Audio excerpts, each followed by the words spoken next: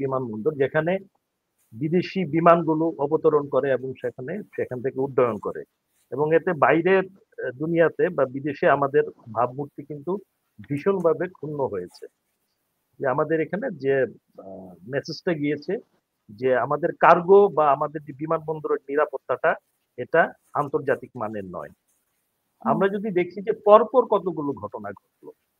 14 October ঘটলো মিরপুরে একটা রাসায়নিক কারখানায়, সেটাও অনেক সময় লেগেছে আগুন নিভাতে। 16 অক্টোবর ঘটলো চট্টগ্রাম ইপিজেডে, এটাও 2 দিন লেগেছে আগুন নিভাতে। আর 18 তারিখ ঘটলো আমাদের এখানে এয়ারপোর্টে, যেটা হলো এটা খুবই দুঃখজনক। এখন যে কোনো দুর্ঘটনা বা এই ধরনের যে দুর্ঘটনাগুলোকে এখানে নাশকতার একটা সম্ভাবনা অবশ্যই থাকে এবং সেটাকে কিন্তু উড়িয়ে দেওয়া যায় না। এবং যে বড় বড় ঘটনাগুলো একটার পর সিরিজ ঘটনা যে ঘটলো, সেই কারণে এই নাশকতার কথাটা আসছে। দুর্ঘটনার অসাবধানতার জন্য বা শর্ট সার্কিট বা অন্য কারণে ঘটতো, সেটা কোনো সমস্যা নেই। বাসা বাড়িতে হয় বা ছোটখাটো মার্কেটে হয়, সেটা অন্য একটা বিষয়।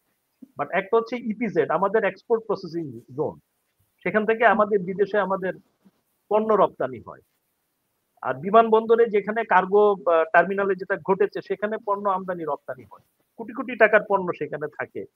এবং সেখানে রূপপুর পারমাণবিক যে বিদ্যুৎ কেন্দ্র, সেটার জন্য যে 18 টন সরঞ্জাম নিয়ে আসা হয়েছিল, সেটা পুরো একদম ভস্মীভূত হয়ে গিয়েছে। তো এই যে যে ক্ষতিটা, এটা আমাদের দেশের ক্ষতি, আমাদের অর্থনীতির ক্ষতি। এবং মোটামুটি যেটা বলা যায় যে আমাদের যে পাশের দেশ ভারত, তাদের ষড়যন্ত্র তো থেমে নেই। 55 বছর ধরেই ষড়যন্ত্র করছে। কিন্তু তার চেয়ে বড় যারা শত্রু আছে, আমার দেশের ভিতরে শত্রু, আমার সফট পাওয়ার আছে। পলাতক যে স্বৈরাচার সরকার, তাদের যে দোসর আছে বা তাদের সাপোর্টার যারা আছে, তারাও এটাতে জড়িত থাকতে পারে। আজকে যে বাণিজ্য উপদেষ্টা তিনি ঘোষণা করেছেন যে একটা তদন্ত করা হবে এবং তদন্তে যদি দোষী পাওয়া যায় তাহলে তার বিরুদ্ধে যথাযথ ব্যবস্থা নেওয়া হবে। আমরা তো বেশ কয়েক মাস আগে সচিবালয়ে আগুনের ঘটনা দেখেছি। এটা যে একটা মানুষের একটা পারসেপশন তৈরি হয় যে দেখেন সচিবালয়ের আগুন যে যে লেগেছিল, সেটা ছুটির দিন ছিল। কার্গো টার্মিনালে যে আগুন লাগলো গতকাল, এটা বাংলাদেশে ছুটির দিন ছিল। এখানে আমদানি রপ্তানি যে কার্যক্রম, যে অফিসিয়াল কার্যক্রমটা, সেটা কম ছিল। তো মানুষের পারসেপশনটা হচ্ছে যে নাশকতাগুলো বাংলাদেশে যে হয়, যদি করা হয়, সেটা সাধারণত ছুটির দিনে করা হয়, যখন মানুষ কম থাকে। এবং এটা একটা বড় একটা একটা এভিডেন্স বা একটা প্রমাণ রেখে যায়। তো এখন যারা নাশকতাকারী, আমাদের যে গোয়েন্দা সংস্থা আছে, গোয়েন্দা সংস্থা কিন্তু ইচ্ছা করলেই সব করতে পারে। আমি যখন বিডিআরে বা হাসিন বিডিআরে আমরা চাকরি করেছি, বিডিআরে একটা কথা বলা ছিল যে বিডিআর যদি চায় একটা পাখি মানে এই পার থেকে ওই পারে বর্ডার ক্রস করবে না, যদি বিডিআর চায়। তো গোয়েন্দারা যদি চায় যে কেউ নাশকতা করবে এবং তার পরিকল্পনা করছে, সেটা যদি তারা সিনসিয়ারলি কাজ করতে যায় বা ধরতে চায়, সেটা অবশ্যই তারা, যে যারা দোষী আছে, যারা সরি যারা তাদের পক্ষে সম্ভব এটা উদ্ঘাটন করা, মানে জানা। জি, এবং সেটা উদ্ঘাটন করা তাদের পক্ষে সম্ভব। কিন্তু আমরা সবাই জানি যে আমাদের যে গোয়েন্দা কার্যক্রম এখন স্থবির হয়ে আছে, সবাই কেমন গা ছাড়া ভাব। ডক্টর ইউনূসের উপরে আমরা সবাই দোষারোপ করি। ডক্টর ইউনূসকে কে বসিয়েছে? আমরাই তো বসিয়েছি, 18 কোটি মানুষ বসিয়েছে। সে কোনো দলের প্রতিনিধিত্ব করে না। সে তাকে মানুষ ভালোর জন্য, কিন্তু উনি তো মানে কোনো কিছু কন্ট্রোল করতে পারছে না, যেটা মোশাররফ আহমেদ। রাজনীতিবিদ না, উনি একজন অর্থনীতিবিদ। রাজনীতিবিদ যেভাবে কন্ট্রোল করবে, একজন অর্থনীতিবিদ, উনি সারা জীবন অর্থনীতি নিয়ে উনি কাজ করেছে, ক্ষুদ্র যে গ্রামীণ ব্যাংক নিয়ে কাজ করেছে। তো উনার যে এক্সপার্টাইজ, ওই লাইনে উনার যেটা এক্সপার্টাইজ গ্রো করেছে। তো উনিও তো পারছেন না, বা উনাকে সেইভাবে সহযোগিতা করা হচ্ছে না। He has all the good wishes to do favour, বা আমাদের দেশের যে ইয়ে করার জন্য, ভালো করার জন্য উনার অবশ্যই উনার চিন্তা আছে এবং উনার পরিকল্পনা আছে। আপনি দেখেন একটা জিনিস, যে আমাদের দেশে ভারতীয় আধিপত্যবাদ, এটা আজকে থেকে না।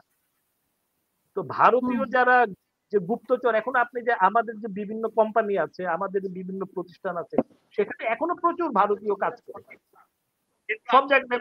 এবং কিছুদিন পর পর আমরা দেখতে পাই যে বর্ডারে ভারতীয় গুপ্তচর বা ভারতীয় সে ধরা পড়ছে। তো আমরা সেই আধিপত্যবাদকে, আমরা তো তাদেরকে দেশ থেকে তাড়িয়েছি, আমরা স্বৈরাচারকে দেশ থেকে তাড়িয়েছি, আমরা ভারতের হেজিমনিকে দেশ থেকে তাড়িয়েছি, কিন্তু তারা তো ষড়যন্ত্র করেই যাচ্ছে আমাদের ক্ষতি করার জন্য, আমাদের নাশকতা করার জন্য। তাদের চর সব জায়গাতেই বসে আছে। আর আমাদের সরকারি বেসরকারি সব প্রতিষ্ঠানেই তারা বসে আছে দেশের ক্ষতি করার জন্য, সরকারকে ব্যর্থ করার জন্য তারা অপেক্ষা করছে এবং তারা প্রতিনিয়ত কাজ করে যাচ্ছে। আমরা আমাদের যে রাজনৈতিক দলগুলো বড় বড়, বিশেষ করে বিএনপি এবং জামায়াত ইসলাম এবং যে ছোট দলগুলো আছে, এনসিপি আছে, সবাই কিন্তু সহযোগিতা করছে।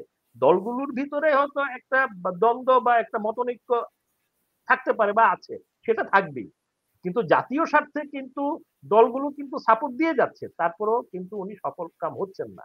এবং যেটা হচ্ছে না যে আমার বন্ধু হাসিনুর এবং মোশাররফ ভাই যথার্থই বলেছেন, উনি যে গোয়েন্দার যে তথ্য, ইন্টেলিজেন্স যেটা, সেটা ওনাকে সঠিকভাবে দেয়া হচ্ছে না।